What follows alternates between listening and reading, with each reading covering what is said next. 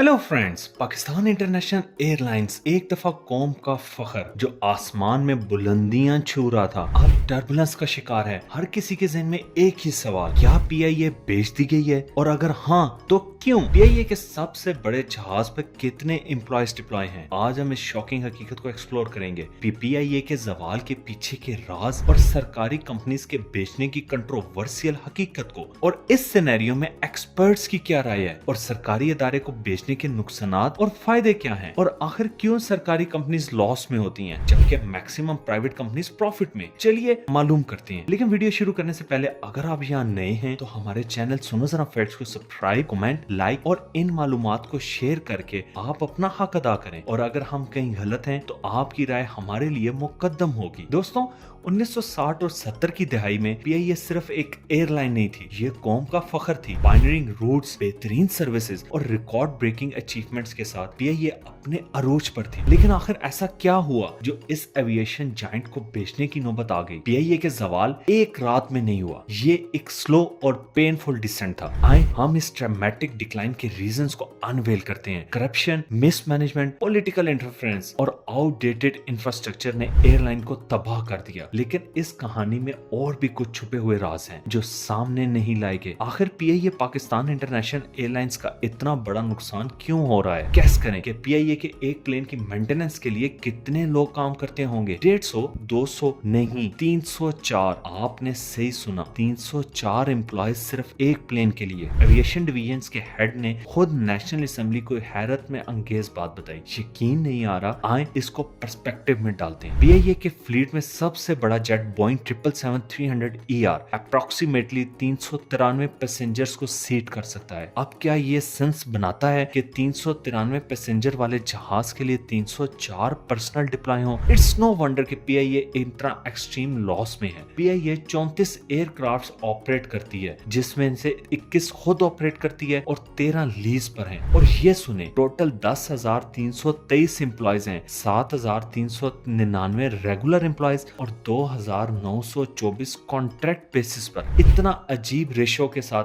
Extreme loss तो होना ही था। और अब एक ड्रास्टिक टर्न ऑफ इवेंट्स में गवर्नमेंट ने पीआईए को बेचने का फैसला कर लिया है। हाँ, आपने सही सुना, एयरलाइन जो के कर्ज में डूबी हुई है अब फॉर सेल है। पीआईए का डेब्ट 825 बिलियन रुपीस तक पहुंच गया है। गवर्नमेंट 50 बिलियन पे करेगी जबकि बायर 175 बिलियन का जिम्मा उठाएगा। लेकिन वेट, और भी कुछ है। गवर्नमेंट को 10 बिलियन रुपीस की लायबिलिटीज भी कवर करनी है और आखिरकार हम सब टैक्स पेयर्स की जेब से जाएंगी। तो इसका मतलब हमारे लिए क्या है? इसका मतलब है कि ज्यादा टैक्सेस, ज्यादा फाइनेंशियल बर्डन और पीआईए का एक अनसर्टन फ्यूचर। दोस्तों, अफवाहें गर्म है कि पीआईए बेचने के करीब है। ये पोटेंशियल बायर्स कौन है और अभी क्यों? क्या ये एक डेस्परेट मूव है एक सिंकिंग शिप को बेचने का, या इसके पीछे कोई और छुपा हुआ एजेंडा है? क्या ये इंटरनेशनल इन्वेस्टर्स हैं, प्राइवेट एक्यूरिटी फर्म्स हैं, या फिर राइवल एयरलाइंस जो अपना डोमिनेंस एक्सपैंड करना चाहती हैं? लास्ट मंथ कम से कम 8 बिडर्स ने क्वालिफिकेशन स्टेटमेंट सबमिट की ताकि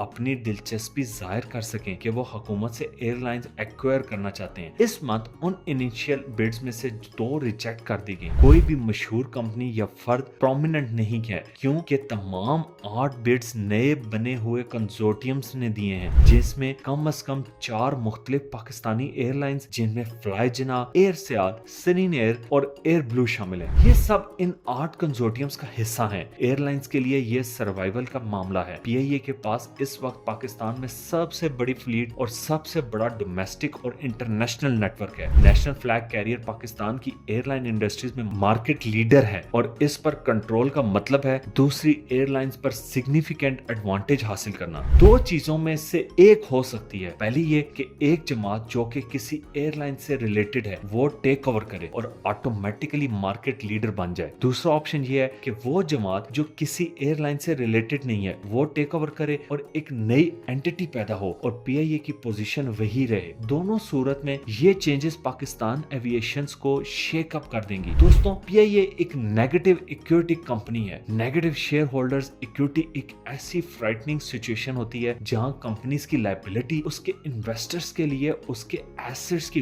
वर्थ से ज्यादा होती हैं। साधारण अल्फाज में, जब एक कंपनी का कर्ज उसके एसेट्स की टोटल वैल्यू से ज्यादा होता है, चाहे कंपनी को पूरी तरह से बेच दिया जाए, फिर भी ये नेगेटिव इक्विटी के खौफनाक लेबल से पहचानी जाती है। दोस्तों, जवाल के पीछे क्या वजह है? एक्सपर्ट वन, जो कि एक एविएशन एनालिस्ट हैं, उन्होंने कहा डिकेड्स ऑफ पुअर मैनेजमेंट और पॉलिटिकल इंटरफेरेंस ने पीआईए को क्रिपल्ड कर दिया। डिसीजंस को पॉलिटिकल गेन के लिए बनाया गया, बिजनेस सेंस के लिए नहीं। एयरलाइन नेपोटिज्म और फेवरेटिज्म का शिकार बन गए। एक्सपर्ट टू, जो फॉर्मर पीआईए पायलट हैं, उन्होंने क्या कहा? नई टेक्नोलॉजीज और ट्रेनिंग में इन्वेस्टमेंट्स की कमी ने पीआईए को दूसरी ग्लोबल एयरलाइंस के म्यूकेबल में पीछे छोड़ दिया। सेफ्टी स्टैंडर्ड्स कंप्रोमाइज हो गई और कस्टमर सर्विस डिट्रॉइट हो गई। क्वेश्चनेबल डील से लेकर अंडर द टेबल अरेंजमेंट्स तक पीआईए के जवाल की कहानी कंट्रोवर्सी से भरी हुई है। प्राइवेट कंपेटिटर्स का अनचेक्ड राइज भी एक फैक्टर था। पीआईए के पोटेंशियल सेल से हमें एक ब्रॉडर डिबेट मिलती है। क्या सरकारी कंपनीज बेच देनी चाहिए? आए इसके प्रोज और कॉन्स को देखते हैं। एक तरफ सरकारी कंपनीज बेचने से एफिशिएंसी बढ़ सकती है, बेटर मैनेजमेंट और स्टेट के फाइनेंशियल बर्डन्स कम हो सकते हैं। प्राइवेटाइजेशन स्ट्रगलिंग इंटरप्राइजेस में